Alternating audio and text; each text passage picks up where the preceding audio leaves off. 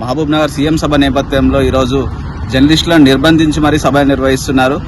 ప్రభుత్వ పథకాలను ప్రజల్లోకి తీసుకుపోయే జర్నలిస్టులను ఈరోజు నిర్బంధాల మధ్య సభలు నిర్వహించాల్సిన పరిస్థితి రాష్ట్ర ప్రభుత్వానికి ఏర్పడింది. గత వారం రోజుల కింద ఎన్టీవీ జర్నలిస్టులను అక్రమ అరెస్టు చేసిన రీతిలో నిరసన తెలిపిన నేపథ్యంలో మళ్ళీ అదే నిరసన తెలుపుతారనే భయంతోన జర్నలిస్టుల గొంతు నొక్కే విధంగా ఈరోజు మన తెలంగాణ రాష్ట్ర ప్రభుత్వం నిర్బంధాల మధ్య భయంతోనే ఈ సభలు నిర్వహించుకుంటుంది. దీన్ని పూర్తిగా టీయూడబ్ల్యూజే ఖండిస్తూ ఉంది.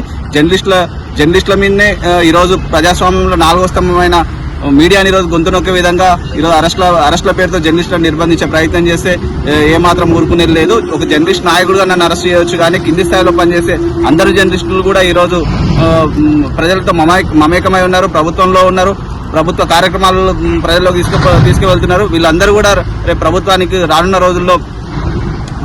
రోజుల్లో ప్రభుత్వానికి ఖచ్చితంగా బుద్ధి చెప్తారని చెప్పేసి టీయూడబ్ల్యూజే గా తెలియజేస్తున్నాను.